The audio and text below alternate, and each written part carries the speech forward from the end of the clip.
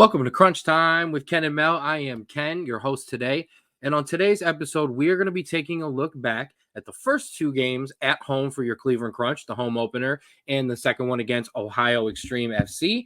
And we are going to preview this week's very important game coming up against Rapid City FC. I've got some game highlights. I've got some footage. I've got some pictures. I've got some interviews with Coach Manfut. I've got something with Crunch play-by-play announcer Kevan Arnold as well. So, without further ado, let's get rolling right into today's episode.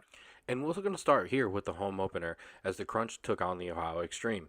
Now, as you see the players getting warmed up, it was a very intense matchup. However, the Crunch were very dominant from the get-go, as the result was 23-0. And as you're going to see, lots of celebrating and lots of points to spread around. 11 Cleveland Crunch players scored in the match, including your Metro Health man of the match, Aiden Bozak, going for 5 goals himself. Kevin Blackwood also added in 4 goals, 2 assists. Mikey Durzic with 3 goals and 2 assists as well. Now, as you're going to see here, the Crunch were dominant.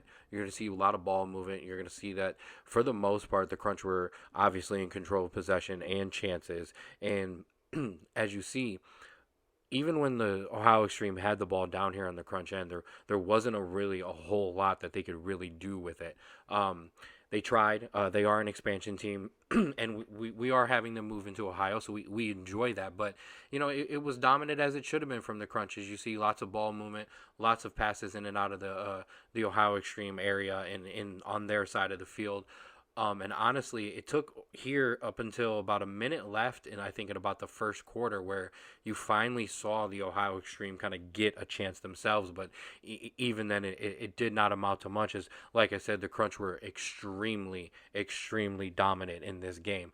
I do want to also point out we had one of the most exciting, if not probably the best, I know I'm biased, celebration in Major League Indoor Soccer, and that's from our guy Sammy here, as he scores, takes across the field, and hops himself up there for everybody to see. So, like I said, the Crunch were dominant in this first game, 23-0, and honestly, it was good to see them get back on the score sheet and back on the win column, but I also think it would be fair to point out that I don't even think Coach Manfut was 100% happy. As you'll see going into the second game, there was some more stuff that happened and more dominance with the Game 2 would see the Crunch go on and win 18-1 over the Ohio Extreme. While yes, the Crunch did give up a goal here, I would say it was an even sharper, way more clinical win than the first one. The ball control, the possession, just in general, there was a real rhythm to this, and the Crunch were all over the Ohio Extreme from the beginning. Kevin Blackwood would get on the score sheet here and have himself a great game with 2 goals and 2 assists. What a nice flick there. And also would have a nice section of people in the crowd who had his faces on some placards. A nice little cheering section for Kevin there, as he had a great game, and those guys had a great time as well, let me tell you. And then once again, our guy Sammy would get 1 of his 4 goals and 1 assist in this clip here, and back up what was probably a great celebration last week with one that was even better this week. As you come over, you see with the hands to the face there, as his little baby was sleeping, as he got to say hi to him during the game. Jacob Roberto was able to get his first goal, as he and some other guys were able to get into some minutes. Some reserve players were able to get some first caps, some first goals, and some first times on the field. And he wasn't the only one there, as Boban was going to get his first goal of the year and definitely show out for the crowd and definitely give the crowd some love, a fan favorite there, as well as you can see. Veteran Ryan Minnick would get on the score sheet here as well for one of his 2 goals, as he also would add 2 assists, as you see the guys still with the placards going crazy for the boys. And Aiden Bozak would also have another good game, 2 goals, 3 assists. But it was another veteran who had an even better week 3 than he did week 2, following up a 3.2 assist game with a Metro Health man of the match winning performance with 4 goals, 5 assists, and did you see it, Mikey Durzic. He embodied what the whole team was about, honestly, dominating on offense, quick decisions on the ball, tracking back on defense, and this is everyone, but especially Durzic tonight, and it had an absolute golazo on the opposite end of the field, just outside footed one and just completely fooled the keeper. All right, post-game interview with Coach Manfut. Coach, you rebound after losing the first game to Grand Rapids. You were missing a few people in that Grand Rapids game. You're at full strength at home. What do you attest to the 2 wins against the Extreme? Yeah, no, kudos to them. It's a new franchise. No, it's always tough with a new franchise, but I got our guys prepared this week, and they did a great job executing what we're kind of looking for, and really happy with the results. Really just now we're looking onwards to the next one, next week. Grand Rapids comes in next week, rematch of the first game of the season. I'm pretty sure you're expecting a different outcome, yes? Yeah, no, most definitely. The guys, like I said, we've been tuning everything up. We got our main guys back in the lineup and whatnot. And again, we got our fortress at home, so hopefully we take care of business. I know it's going to be a whiteout. It's going to be a lot of good time for everyone, so hopefully we take care of business. All right, you heard it here first. Grand Rapids, you on the clock.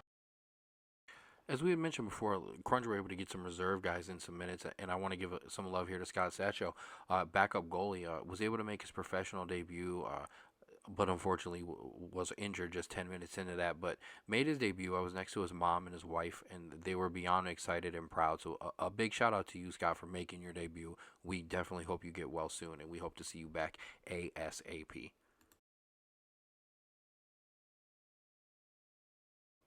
The 216 Sports Network, the place for all your sporting needs.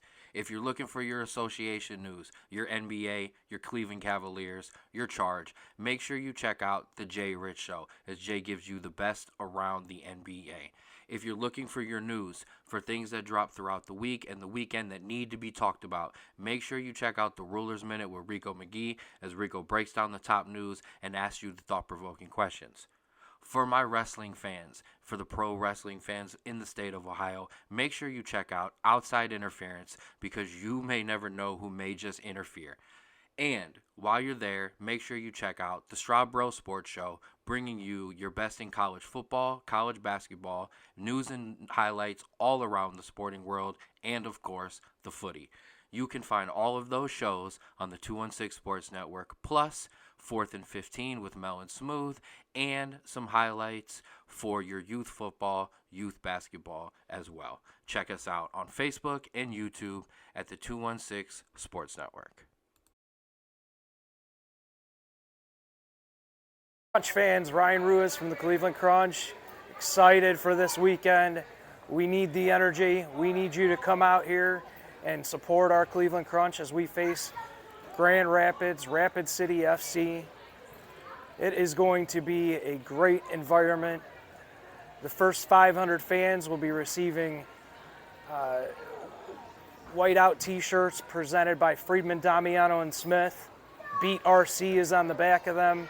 This is going to be a game that you're not going to want to miss. So we need you loud, we need you proud, and go Crunch.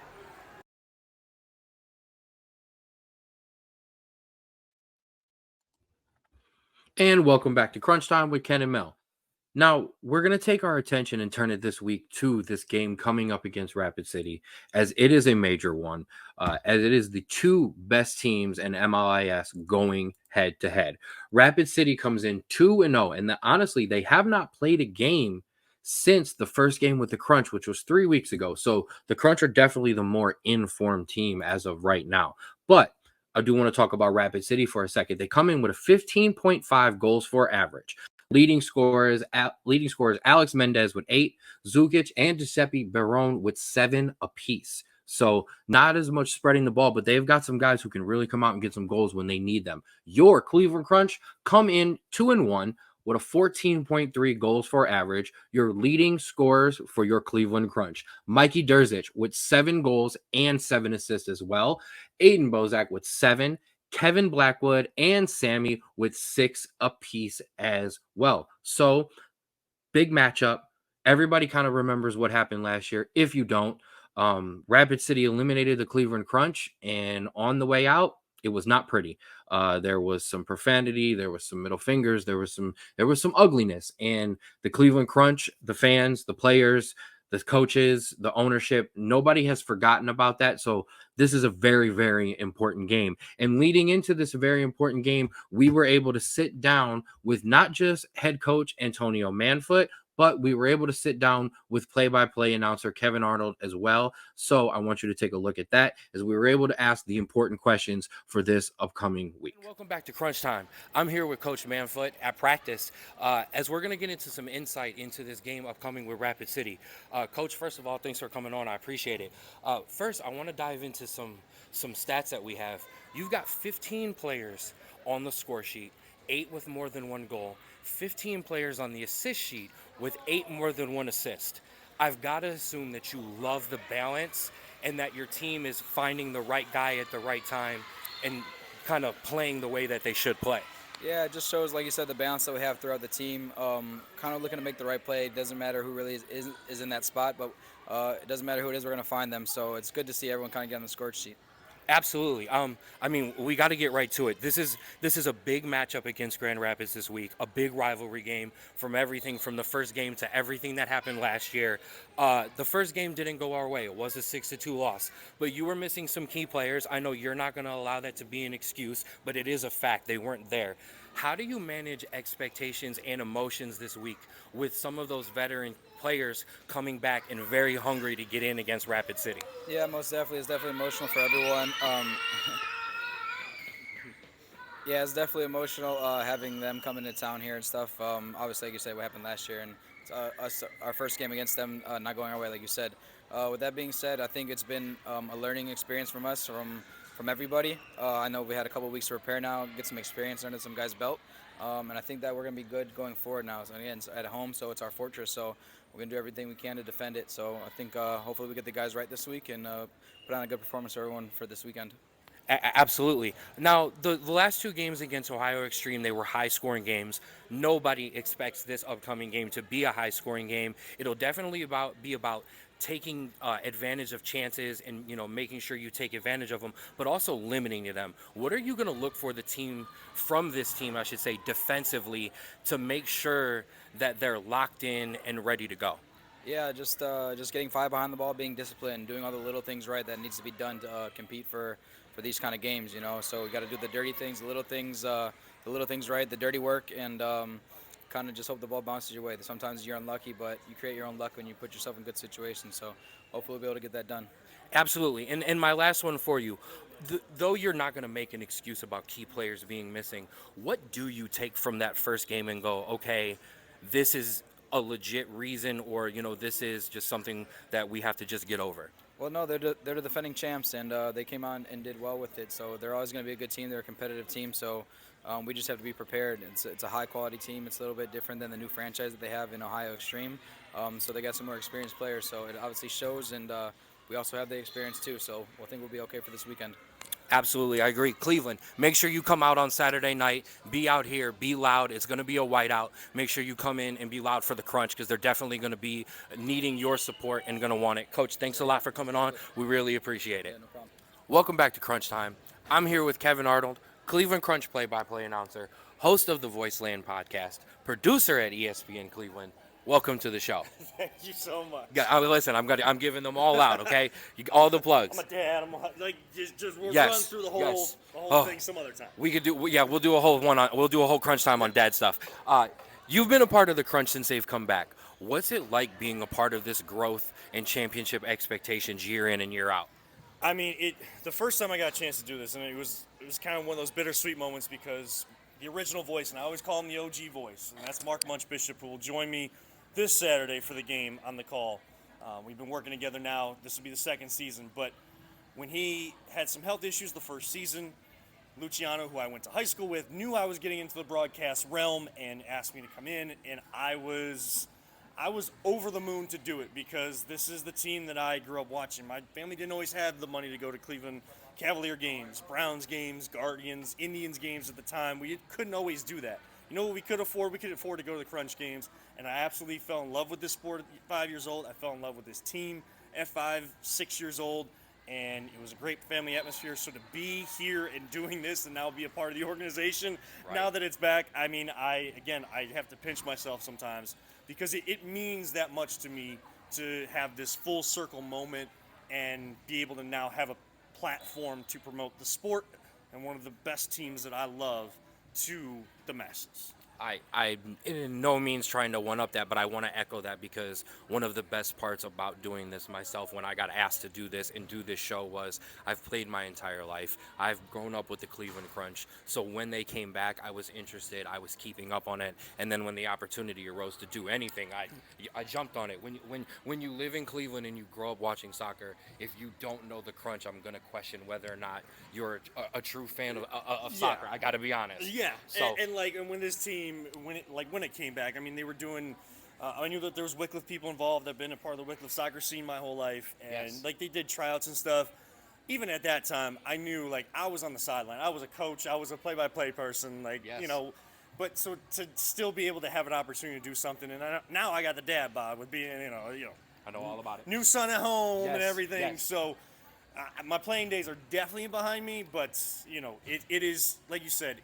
It means a lot for us that grew up as kids, kind of in that best generation of crunch soccer and things like that. Absolutely. I tell a funny story. I've told it on the pod.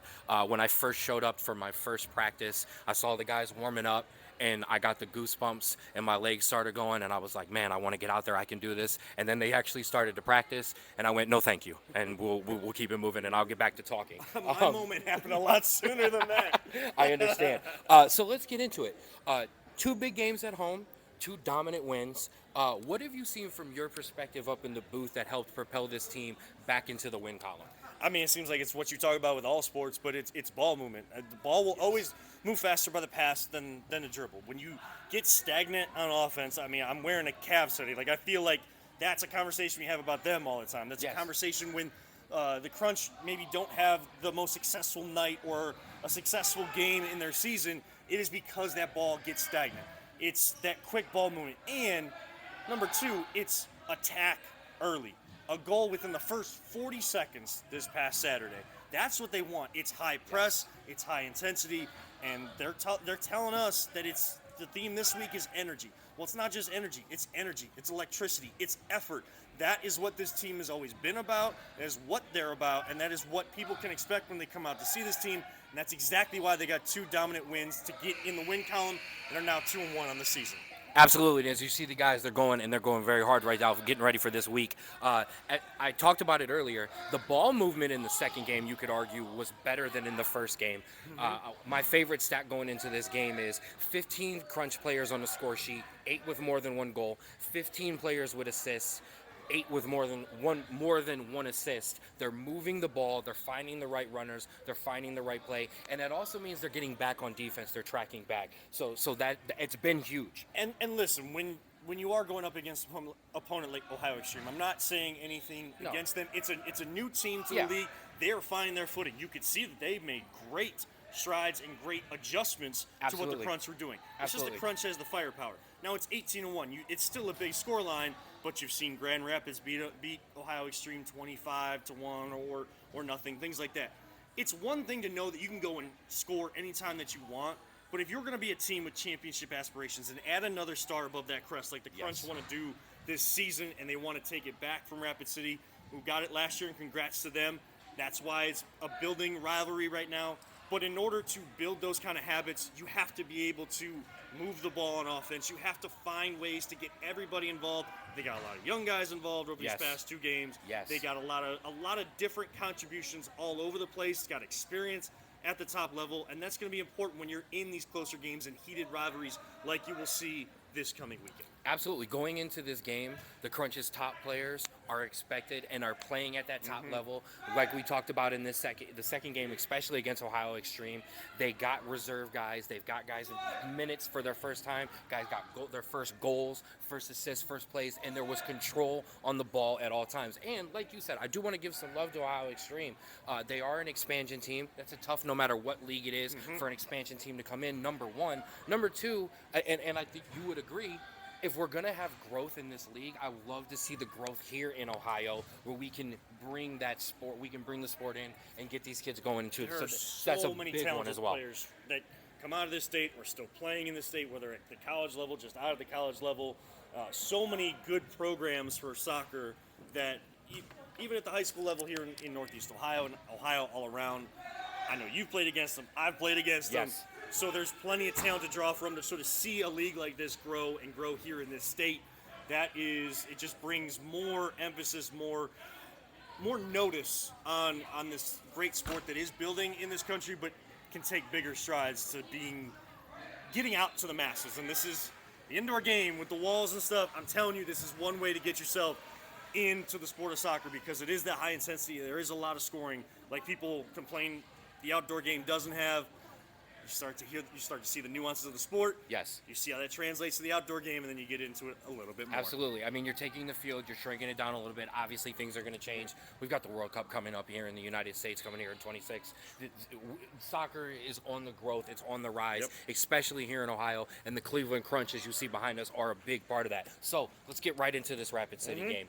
Keys for the Crunch going into this game to make sure the result from the first game is not the result here for this one. One key that is going to be right off the bat, and I know that they're probably going to be talking about all practice long, is going to be defensive intensity, but also defensive attention to detail. Yes. There are plenty of high-powered scoring opportunities, scoring level players that are with Grand Rapids. All the credit to them. They have talent. They have firepower.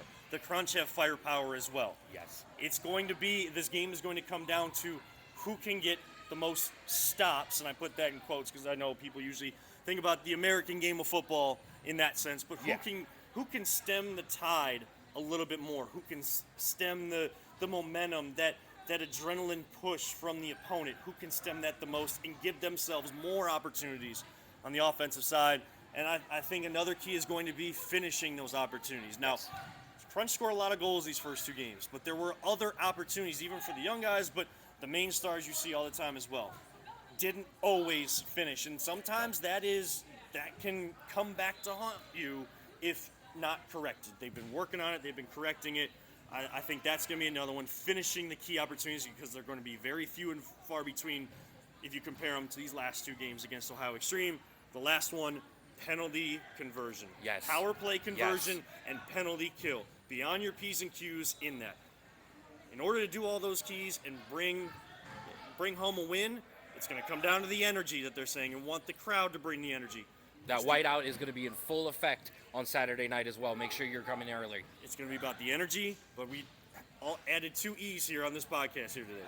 It's energy, it's electricity, and it's effort. And that's how the Crunch are going to win this match coming up on Saturday. Absolutely. You mentioned penalty kill. Stay with as many people on the field as you are supposed to have at all times. That is the key to winning it all. Their possession as well. And similar to when we had our first episode when we were talking about championship expectations, and that theme started with Luciano, it went down to Ryan, it went into Coach, it went into the players. As we said, we just talked to Coach, we're talking to you, and the keys are the same. It's going to be a low-scoring game. It's not going to be a 23, 22-score goal game. Chances are going to have to be taken advantage of. They're going to have to be limited defensively, but defensively is going to have to be where your first mindset is. Defend first, behind the ball, then we move and attack. We take our chances when we can. And there's gonna be chippy moments, which is good in there, like in heated rivalries, in a healthy game like that. You're going to see moments like that. Mm-hmm. Who's mentally tough enough to not allow that to overtake the actual goal on the field? Because if one team gets under the other skin and that team allows that part to be the main focus, the other team is going to have their way and score a lot of goals and control the match. Absolutely. We talked to Coach about it, managing those expectations, managing that high energy that's going to come with the history that's had with this team, and let us handle that. Let the crowd feel that. Let us deal with that. The players have to be locked in. Coach knows that. That's going to start from the top bottom. So there's going to be a play very early on where it's going to get chippy. A foul is going to be made, and I firmly believe whoever takes that momentum and handles it correctly, I think is going to really propel themselves in taking advantage and being able to win this game. Yes, and I know the crowd is going to be electric. I mean, the response from Rapid City after they won here last year, that is what we're talking about for both sides. Like, that is not how you handle a moment like that. No. When the moments come up, when guys get into tangles and stuff, there's going to be some pushing and shoving. But who is mentally tough enough to walk away at the right time and get back to business? That's what matters inside these walls. Absolutely. Out here, you don't want to see it get like you've seen the brawls at soccer games and stuff. Right. We don't need anything like that. No. But the right amount of energy, the right amount of electricity, the effort of the fans to push that energy through the wall and to the players, allow the fans to take that to another level. And coach will handle the referees and just play your game. That's what it's going to take. Absolutely. Soccer is about moving on from play to play. And they have to, not just physically, but mentally as well. So now you're going to be doing play-by-play, so I am not going to ask you for a prediction. Thank you. However, I don't like predictions. No, that's okay. But I have to believe that with a full strength, you've got to believe in some way that the result will be a little bit different than the first game. Yes, I definitely believe that. And really, the way that the first game between these two teams this season went was the Rapid City kind of finished the game the way the Crunch likes to do. It was a little bit of an avalanche of goals at the end of that one. Yes. It was 1-1 at halftime, and then an avalanche of goals, a little bit more energy to finish it off. And now Crunch are missing some players. Right. But there are no excuses. You have to have the same energy and intensity level from minute 1 or second 1 to the last second, so triple zeros are on the clock. And we talked to Coach. Coach didn't allow it to be an excuse, but it's not an excuse. It's a fact. They didn't have some top players that definitely made an impact. It definitely had it. And especially, and you know this, in the outdoor game, when you're chasing at the end of a game, you are more likely to give up a goal. Well, when you condense the field to where it is now, and you're still chasing, that goal is going to be 1, it's going to be 2, it's going to be 3. So a 6-2 score is not flattering. It's not incumbent of what the game actually was. So like I said, it's going to be totally different. I think we both agree on that. So definitely be here Saturday night. It's going to be a great game. If you cannot be here, make sure you listen. Make sure you check out my guy Kevan Arnold giving you that play-by-play. I will make one prediction for you. I am going to probably throughout the game, and I'm going to feel it myself, but I'm probably going to have to make sure that Munch doesn't try to jump over the wall onto the field, because he's going to feel that same electricity as well. I'm going to make sure that the broadcast people stay where we are, allow these guys to take care of business. Hold me back. It's going to be a whole lot of fun having Munch and myself and him being back together. So make sure you tune in. If you can't be here, you don't get tickets, or you're out of town somewhere, you're still a fan of the Crunch, theclevelandcrunch.com will live stream. And we'll also have our friends simulcasting the audio, 1320 AM, 107.7 FM, WOBL Radio, Lorain County's country, WOBLradio.com. Absolutely. This guy is Kevan Arnold. I appreciate you for coming on. Absolutely. Thanks a lot, man. You. And welcome back for the last time to Crunch Time with Ken and Mel. I want to take a reminder to let everybody know that this game starts at 7 o'clock on Saturday, and we want everyone to be out there as early as possible. Now, the doors open at 6 for the general public, and early access pass holders will have access to the venue at 5:30. As Ryan mentioned, the first 500 fans will receive that Beat RC whiteout t-shirt, and the first 150 will receive their boomsticks. I don't really need to repeat too much. You heard it from Ryan. You heard how important this game is. You heard about it from Kevin and me. You heard about it from Coach Manfut. There's some bad blood, and there's a very, very important rivalry, an important game for each team to kind of set aside, who is really the team to beat in the league this year. And I know the Crunch really, really want to show that they are that team to beat. One of the things, though, I want to touch on the end is the family atmosphere. I know we've been talking a lot about an intense game and a big rivalry, but the Crunch are a family atmosphere. And I had the pleasure the past 2 weeks of being able to kind of be in the family section, doing my media stuff, taking some pictures and taking my videos. I was near Coach Manfut's family and his baby, Mikey Durzich, mom and dad, and expecting wife, Scott's family, as well as Sammy's, as you're going to see up in the clip coming up here. I was able to bring my son to his first Crunch game and start that legacy as a family as well. It's a family-oriented team. It's a family culture that the Cleveland Crunch have. So I wanted to kind of give you a glimpse into that, kind of not just on the field, but behind the scenes as well. So that's what I'll leave you with as we go out here on this episode of Crunch Time with Ken and Mel. For Mel, I am Ken. Thank you so much for being with us tonight. And make sure you check out your Crunch and you go out and support them at the North Olmsted Soccer Sportsplex Saturday night at 7 o'clock as they take on Rapid City. Let's go Crunch. Go Crunch and love yours.